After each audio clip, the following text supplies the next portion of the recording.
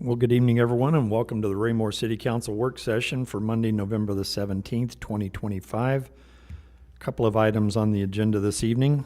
But before we start, thank you, Mr. Delgawad, for standing in for me last Monday. I appreciate that. So first item on our agenda this evening is residential anti-monotony design standards, and we're getting an update from the staff tonight. Mr. Fearborn. Thank you, sir. Council will remember several meetings ago, work sessions ago, we presented to you all some of our initial work on this topic and indicated that we were going to take it in baby steps and that the next step would be actually meeting with the builders, getting their feedback on this. That meeting having taken place tonight, Mr. Grass, Mr. McCumber are here to kind of discuss the results and next steps with the council. Mr. Grass. Thank you, sir. Mayor and Council, as Mr. Fearborn indicated, we met last on October 6th to kind of talk about some of the work that Mr. McCumber and I had put together. And then you all had asked for a little bit of feedback from the builders. And so just to provide a little bit of a summary, talk about some of the feedback that we got both in this survey and kind of maybe more anecdotally through some of our one-off conversations as well. And then maybe get some feedback from you all and talk about next steps. So in your packet are a few charts, and I'll kind of explain what those are. We sent information about this work to about 30 of our builders, which was anybody that was licensed to build a house in the city. We had about 25 members show up, or 25 individual folks show up to that meeting here in the council chambers back on November 5th. Mr. McCumber and I put together some informational boards that kind of summarize the work.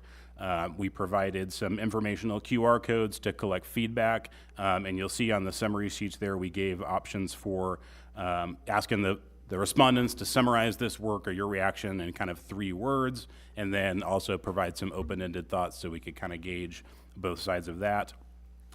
We sent that notification out about 3 times to our list of builders to try and get as much feedback as possible. And then as you'll see in your packet, even with 25 different attendees, we only had 3 individual respondents that provided a total of 7 different comments through the 3 different topics that we'll talk about tonight. So, we got the word out as much as we could. Mr. McCumber will kind of summarize some of the more anecdotal comments, but, unless the council wishes, I won't go into the specific comments in your feedback there. I'll kind of let you all read through those and ask any questions. But just a little bit on the makeup of that meeting. As you can see, it was predominantly our home builders. We had a good mix of developers and developers that also build homes, and then we had a couple engineers that also attended the meeting.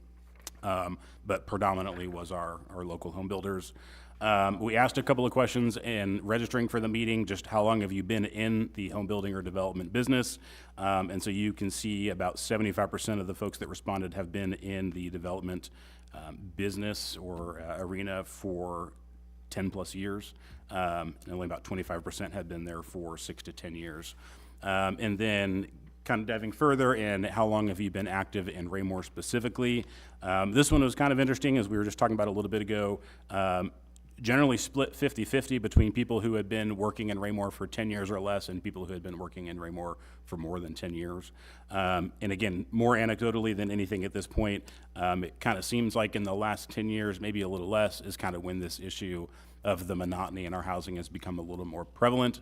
We kind of talked more at the last work session on the bigger picture about how development has changed, but it does seem like this issue has been growing for the last eight years or so.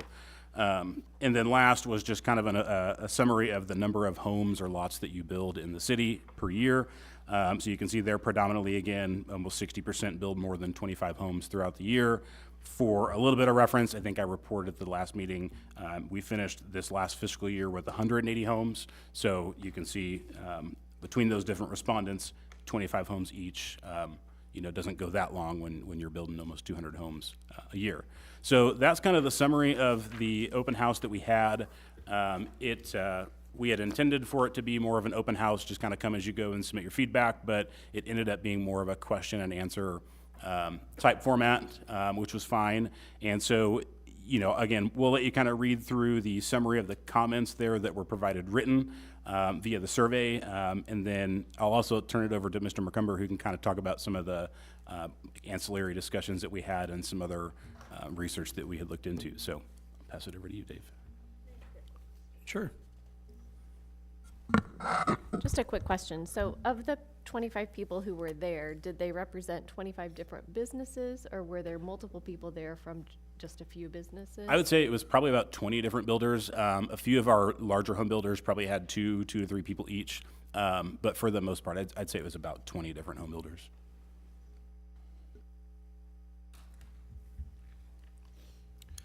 All right, well, let me kind of continue on with kind of conversations that were being had there at that meeting, as well as by individuals kind of separate from that meeting, as we've been kind of discussing this with builders and developers that they've come into our office, and we've had conversations letting them know kind of the direction that it appears we may be kind of heading towards. So there's been some good discussion that's been had, and we've made note of those things and kind of gone out and tried to see what we could uncover for ourselves. One of the first comments that we had received when discussing this idea of anti-monotony standards, and specific to the lot width variation requirements, coming from folks on the engineering side, was that it was going to create problems on the lending side of the equation for a developer to go out and get a bank to lend on a new subdivision. This idea where you're going to have multiple lot variations with variations across the block, and these aren't like potted together where the 60s are here and the 65s are here and the 70s are over here.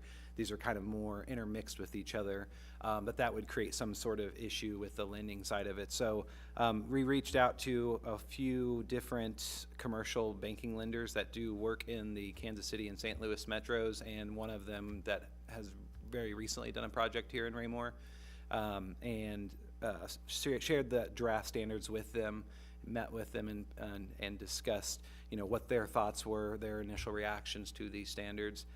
Generally speaking, they weren't really all that concerned with the width variation, considering what we're asking for is 5-foot increments. They said now if we were considering, 20, 30, 40, 50 foot and jumps, in these adjacent lots, that could be a different discussion and maybe make it a little more difficult to get an idea of how to appraise each individual lot. But those more digestible amounts, even though they can vary across a block face, they weren't as concerned about. So that was kind of interesting feedback. They did say that what it could impact possibly is the sellout time that the developer has for the lots in total of the subdivision. So under current standards and the way that they're able to plat out many of the same lot widths for blocks on blocks, they can anticipate how long it's going to take them to sell off all those lots. Adding in some sort of variation requirement may take a little longer for them to find an end user to purchase that lot, whether it be a 60-foot compared to a 70-foot, with that home that goes on it as well. So they said that could create some a little bit more time on the market for houses to find end users. But again, it wasn't a major concern of theirs, but it's also it's a possibility that could occur. Let's see. From the developer side of the coin, it was one of the major points was that it's going to push affordability costs, things of that nature. The operations to be able to bring a crew in and kind of do many homes kind of all at once really kind of is affected there. However, we did explain in our open house that we're not saying you can't do multiple of the same lots and homes on the same block. It's just there's going to be, kind of isolated to where they're scattered across the block and not all just one run of those. So I think that kind of helped address some of that. I will say, going back to that open house, is the meeting started kind of, you could tell it was a little bit tense. They didn't really know what to expect. They come in and there's kind of these assumptions being made.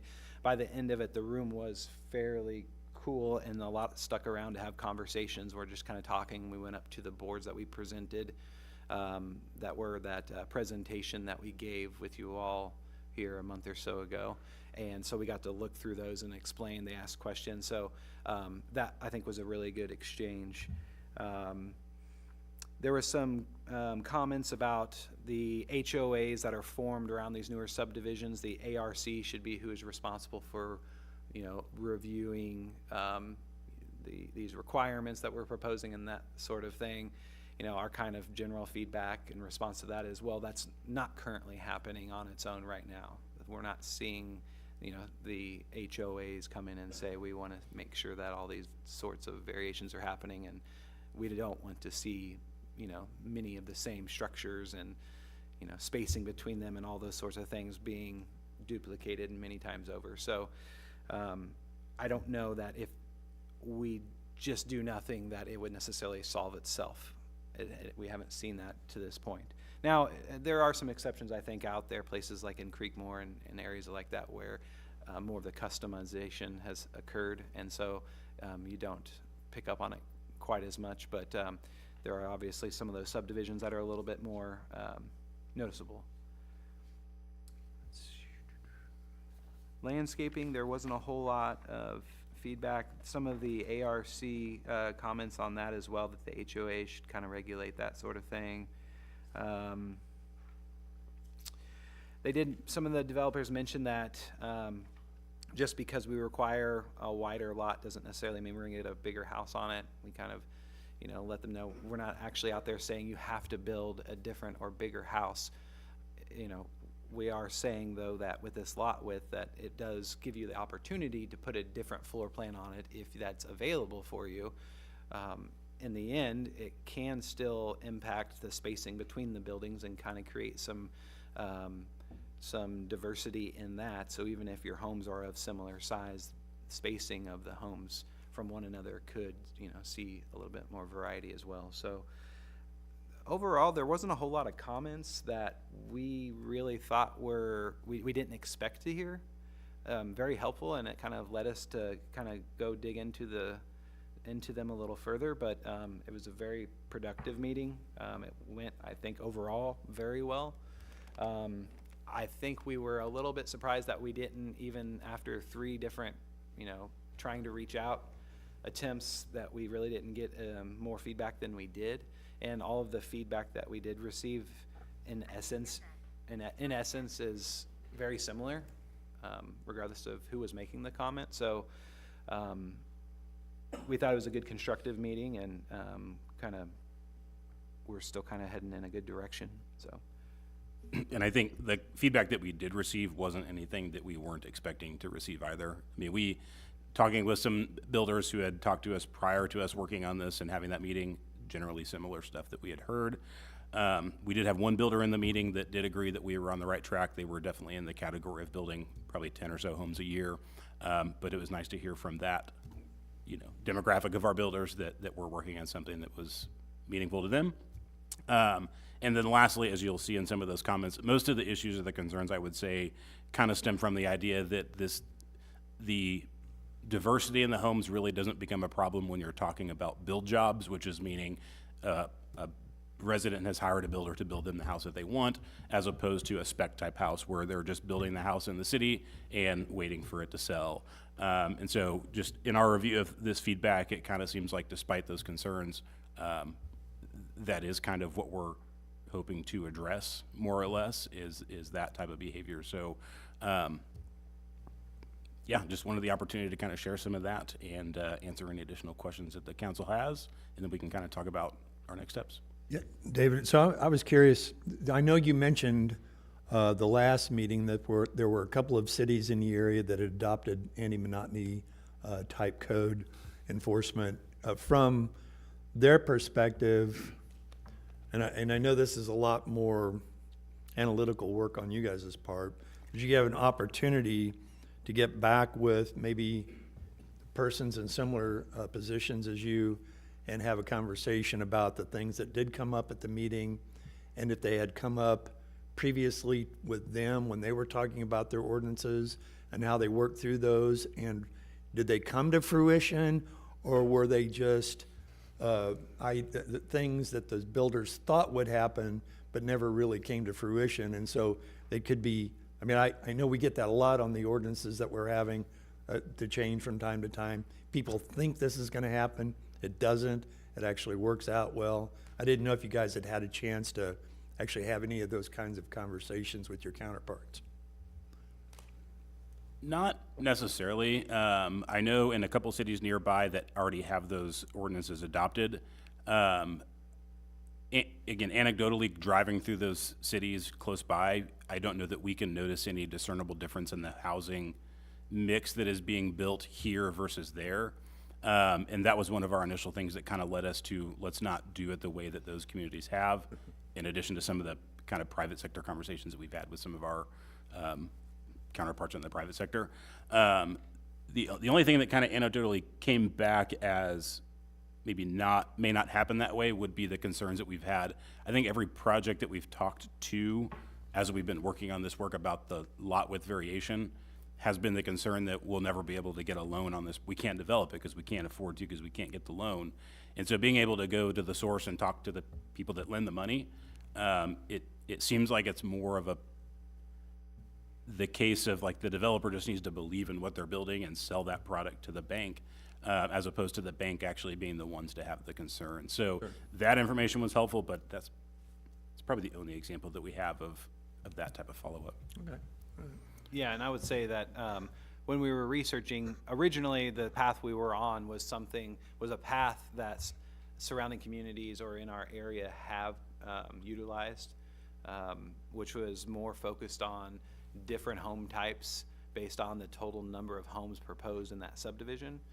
And after kind of researching that further, we kind of pivoted from getting some feedback that it really wasn't producing outcomes that necessarily the community was looking for or communities were looking for.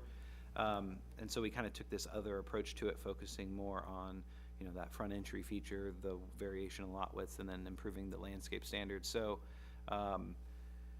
there isn't any examples in our region of this sort of approach. They are found in other markets, such as Denver, out west in Arizona, places like that, and then as well as out east, where I think there has been more time for the builder-developer economies to build in those areas, and so that's how they've been responding to it. And we're starting to see that now in the last 5 to 10 years, more so in the Midwest and in our region. And so we're kind of early in approaching it in this manner compared to some of the previous municipalities that have done it in other ways. So, you know, we're taking a step. Yeah. Yeah. Yeah. Mr. Mills? A couple of things. One, even sometimes some builders that say they're custom builders are quasi-custom builders, because you walk in and they got 4 different things to choose from. They're really not, you know, it's just, do you want home A, B, C, or D? I really, what you guys presented, I liked it. I think it's necessary. I have, over the last month or so, mainly because my wife's driving and I'm in the passenger seat, I've been paying more attention to those things, the front porches, the different stuff. And boy, we do have a lot of areas that you see that. And one of the things I wonder, I hadn't asked realtors yet, but I know if I was looking to buy a home and not buy rental, you know, home I wanted to just rent out, but I was looking to buy homes, I'm more attracted to the neighborhoods that have more personality versus all the houses look pretty similar. So even though there may be a little bit of cost or challenge up front, I think in the long run, it's probably better for our resale community too. Fairborn? So I think Mr. McCumber did a good summary of, I stepped in a couple times and mainly stayed on the other side of the glass. But at the beginning of the meeting, I mean, if you were to characterize wedding reception versus firing squad, it was definitely on the firing squad of that particular line. By the end, I think that they were at least listening to what we said. Probably the biggest overarching concern that was one of my takeaways was they think they're doing this. they think that they are policing themselves and are actually on their own doing this.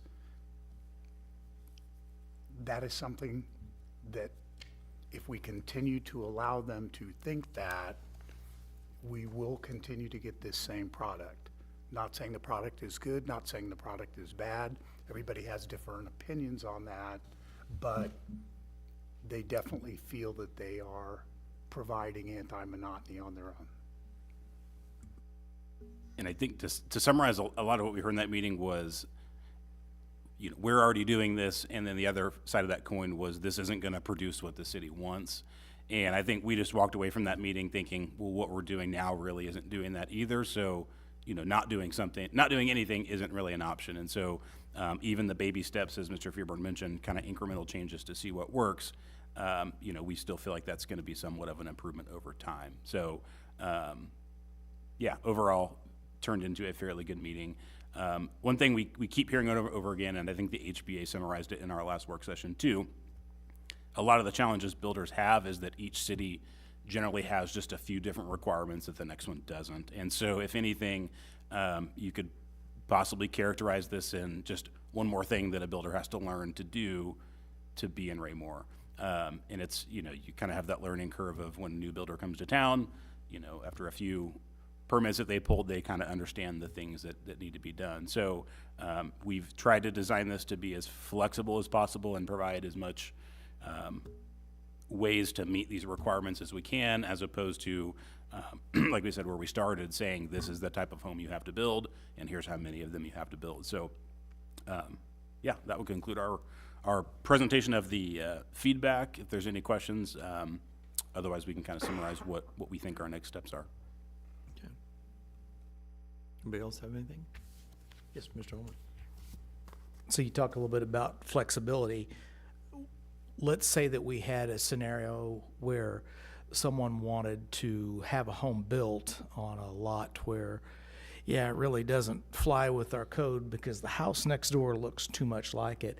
Would that individual have an opportunity to apply for a variance through the Board of Zoning Adjustment, assuming they had, reason? It's like, this is going to be slightly different, but your code might not exactly jive with this. Is that a possibility? So theoretically, you could seek the variance, although there's nothing there that's really would constitute like a true hardship or a preference. But we've made it to where you could build a split level with a projecting porch right here, and if the neighbor wanted the exact same thing, the ordinance or the language is kind of written to where you just have to kind of change up the materials.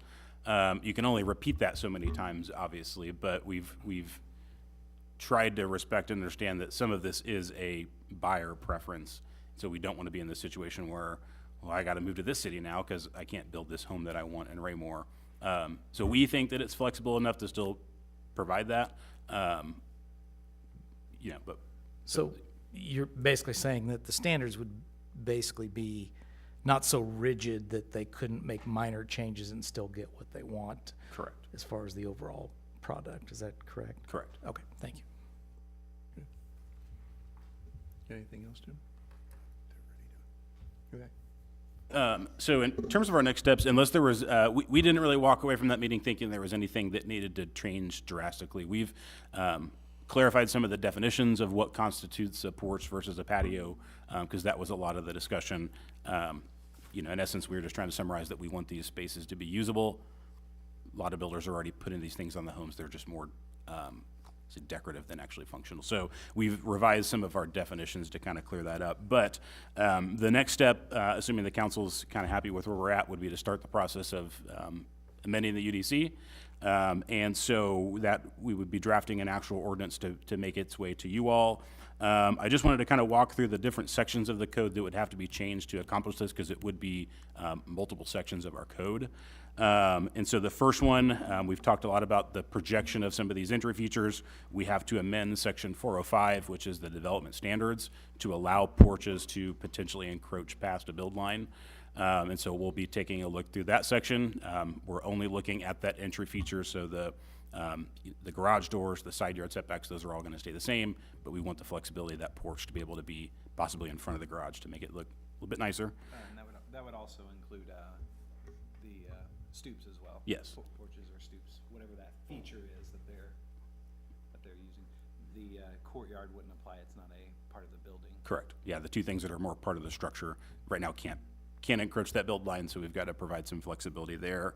The second section would be section 415, which is our overlay and special purpose districts. The P district, as we talked about originally, already has some design-based things in it for when a developer is asking for that. So since we're kind of raising the minimum for all homes, we also need to adjust some of the things in there to reflect the language in here as well. It'll be more just making sure anti-monotony and the P districts are similar, or as similar as possible. The third section would be section 420, which is the use regulations, so that would be the bulk of the anti-monotony, the lot width, the entry feature variations. So that would be a new section of code that establishes those use standards. And then last would be the section 430, which is our landscaping requirements. That's what directs the planting requirements for all new homes right now in the city. Also, you'd be looking at some new definitions into the code, so the back end of the code would have some revisions to it as well. But just wanted to provide that summary, so you're going to get several code sections in front of you all in that ordinance, and we'll continue to work on that over the next several months. We did let the builders know, obviously this was more their informal chance for feedback, and we let them know that if we are directed to move forward, we would share public hearing dates and everything with them as that moves forward in case they wanted to come share any thoughts specifically with you all. But that would kind of summarize where staff is likely to head next if you all direct us to this evening. So David, it appears that these are kind of just an overall description of what you're going to do next. Will there be another work session with this group to kind of go over some of those specifics prior to going to planning and zoning for public hearings and such, or do you have an intent that planning and zoning is next to receive this information? We're open to whatever the council would like to see. Typically, we do take those to the Planning and Zoning Commission first. I know in some instances we have had work sessions. It would just be whether or not the council would like more information before we draft that I ordinance. think But just out of degree of caution, that probably bring it back to here as a work topic rather than moving forward with planning and zoning, because once you get into that process, it gets very difficult for the input from the council until they actually receive it in front of them. I think giving them an opportunity to give input at the beginning, this is kind of a big change for us, and so I think the council's input would be important. sure, absolutely. Is that right, Mr. Fearborn? Feeling good with that? I would agree with that, especially, the council has not seen this in worded format. You've seen Right. the diagrams, you've seen, what it would look like on a piece of paper, but what does that actually look like in the UDC, I think would be a prudent next step. Okay. Anybody else have anything? Mr. Circo? Thank you. I think when you talk about landscaping too, when people want to build, they're really into the different landscapings, how they want their front or their backs, how they want that. So I hope we don't, get too critical on the styles of landscaping they want in their homes. So that's a big thing. I got to know a few landscapers for years, and that's a big must anymore. When they're building a home, it's all about how do I landscape here? So I hope we just don't overbearing on that stuff. Yeah. Anyone else? Okay. All right, anything else, Dave? No, that concludes it. Thank you, All sir. right, Mr. Fearborn, you have? Good to go? Yep, thank you, guys. Good work on that. Okay, next item is appointments. These are actually reappointments. I wanted to pass out to you all, so we'll, Mr. Ingert over there. Sonia, let you pass this down. I didn't know if you guys wanted or not. There's some extras there. You know who they are. So we have one appointment, reappointment on Board of Zoning Adjustment, 2 on Planning and Zoning. Everybody's willing to continue to serve. They're doing a good job, and so it's really reappointments, not appointments, and we'll be bringing those forward to you. And if you have any concerns or questions about them, please don't hesitate to pick up the phone and give me a call, okay? And with that, anything under other? Not from staff, sir. Okay. I know we have a planned executive session tonight, so I'd Entertain a motion to now go into executive session. Mr. Mayor, Ms. Abdel, I move that the council enter into executive session to discuss personnel matters. thank you, ma'am. Is there a second? I'll second the motion, sir. Thank you, Mr. Holman. Motion's been made and seconded to move into executive session. Could I have the roll call, please? Councilmember Mills, Yes. Councilmember Baker, Yes. Councilmember Circo, Yes. Councilmember Abdelgawad, Yes. Councilmember Ingert, Yes. Councilmember Barber. Yes. Councilmember Holman. Yes. We'll now move into exec.